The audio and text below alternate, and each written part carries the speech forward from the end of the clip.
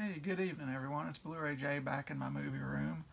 This is a little different video. This is going to be a continuation for the next week probably, and where I watch 2 movies a night.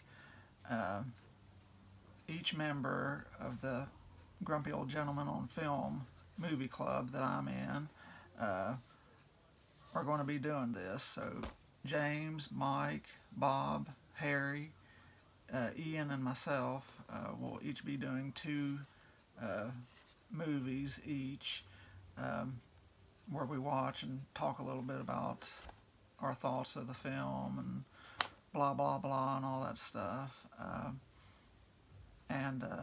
James brought it up in response to Ryan Chataway's movie marathon that he used to be a part of, and I think he's still a part of, but he was like, fuck you, he didn't want to do it this year. He's got his own group, which includes the other 5 of us, and he suggested that we all partake in this, and I think all of us are going to do it. I know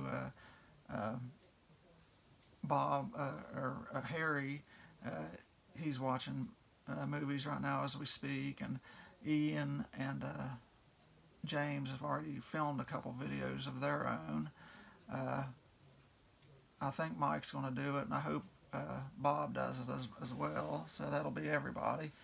But each one of us will pick 2 movies for the other members of the group. One will be an all-time favorite movie of ours, and another one will just be another movie will be just a random pick, pretty much off the top of our head, just something we want to watch, want to see the other member of the group comment on. It might be something they're not very comfortable in watching, something out of their comfort zone. That seems to be the case. A lot of other guys are picking different random movies, but Bob picked a couple good ones for me. James picked some good ones for me. Ian picked some good ones for me, and Harry picked 2 really good ones for me that I was really hoping to watch soon anyway. And the first 2 that I watched these Sunday night, and it's the 8th film by Quentin Tarantino, my favorite movie director, not of all time, but my favorite living movie director, and that's The Hateful Eight. It came out in 2016, I believe. Just an epic Western. It's his 2nd Western in a row. The first one was Django Unchained, and I think this is even better than Django Unchained. I love when I first watched this a few years ago, I just loved the way it was shot. It was the first film of his. I like all of his movies, love all of his movies, but this is the first one of his. I just thought it was jaw-droppingly beautiful, the way it was shot, all the snowy scenes, and he filmed it in a super Panavision 70 millimeter. That means it's like ultra widescreen. Like there's different aspect ratios. Usually the widest screen format that directors and filmmakers use is 2:35:1 ratio.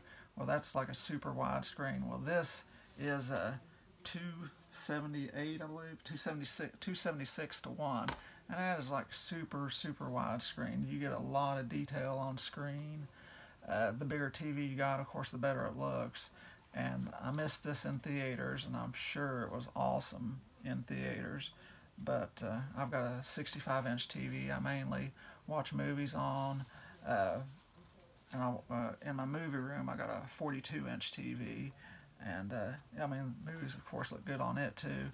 But yeah, I watched this the other night, and it's the 2nd time I watched it, and I've been meaning to watch it several times over the years, just never had gotten around to it. And I guess if I quit watching Once Upon a Time in Hollywood so many damn times that I could see another movie every now and again. But I forgot how much I really loved this movie. This is probably my fifth favorite Tarantino film of all time. The first one being, of course, Pulp Fiction. My second favorite Tarantino film is Once Upon a Time in Hollywood. My third favorite is Jackie Brown. My fourth favorite is Death Proof. And the fifth one, this one right here. Yeah, it's just a great movie. Sam Jackson is in it, a frequent collaborator of Tarantino's. Kurt Russell, I think this was his second film that he done with Tarantino, and great role for him in this movie. Jennifer Jason Leigh, she's really great in this film. She was nominated for a Best Supporting Actress Academy Award. Bruce Dern, I think this was his first or second collaboration with Tarantino. Tim Roth, of course, was Pumpkin in Pulp Fiction. And who else was in this?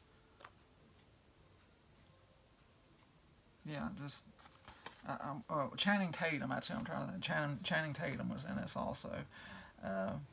But there's a few scenes. I've oftentimes heard and read how Tarantino doesn't like to use digital effects in his films, and I was reading on Wikipedia about this. I always read about movies on Wikipedia after I watch the movies, and I didn't see anything about any digital effect shots. So I imagine all the snow that was in this movie was, I mean, of course it was probably fake snow, but I guess he used, practical effects is what I'm trying to say. And like all the, it was a very bloody film, especially towards the end. And I was wondering then if you used digital effect shots for the head blasts and the chest shots. I wondered how much of that was real and just digital effects. It looked real for the most part, but yeah, just awesome Western. Yeah, good pick, Harry. I'm assuming this is one of Harry's favorite films, because the first pick is supposed to be one of your favorite films. And I know he likes Tarantino, but I don't know how much he actually likes this one. You'll just have to comment and let me know, Harry. And this one I watched last night. It came out in 2004, and the first time I watched this, I got it on DVD at Circuit City, I guess. And I was living in my little 4-room apartment at the time, and I watched it then. I loved it, and hadn't watched it since. And probably 3 or 4 or 5 years ago, I was in FYE and looking through their Blu-rays, and I found this on Blu-ray. They had it on Blu-ray for $5, and it's 2004's Layer Cake with Daniel Craig just before he done James Bond. And a lot of people said this right here's the role that made him get James Bond. I guess the producers, when they was looking for a replacement after Pierce Brosnan left the role, and they was going to do Casino Royale, they saw his performance in this, and it was, even though he was playing a drug dealer in this movie, it was kind of Bondish, very action oriented. But yeah, because of this film is why he is the new James Bond. Well, not anymore. He just done his last James Bond film. But yeah, I watched this. It's had a really cool soundtrack. The first song you heard was a Cult song by the band The Cult. That made me like it even more. And once you hear Ordinary World by Duran Duran in this movie, if you hear it again after watching this movie, you kind of won't think of it in the same way, because somebody gets severely beaten to that song in this film. But it's just about a bunch of British gangsters, drug lords, drug sellers, and on the I think the west side of London is what it says. But yeah, like really great, atmospheric, and lots of good action scenes, and a real surprising ending. I wasn't expecting the ending to it, but it's from the producers of Snatch and Lock, Stock, and Smoking Barrels. And I know Harry's a big fan of those British gangster films, and I like them too. But I always find myself having to watch these movies with subtitles because the accents are so thick, I guess you'd say. They're kind of hard to understand every word, kind of like me. I can't understand everything I say from my stupid West Virginia accent. But yeah, I really enjoyed this movie. Two great picks, Harry, and I picked The Blues Brothers, which is one of my all-time favorite films, and Star Trek II was just a random film. For the random films, I'm picking sequels. The first sequel to like a franchise film, and that's why I picked Star Trek II for Harry. And looking forward to your thoughts on those films as well, Harry.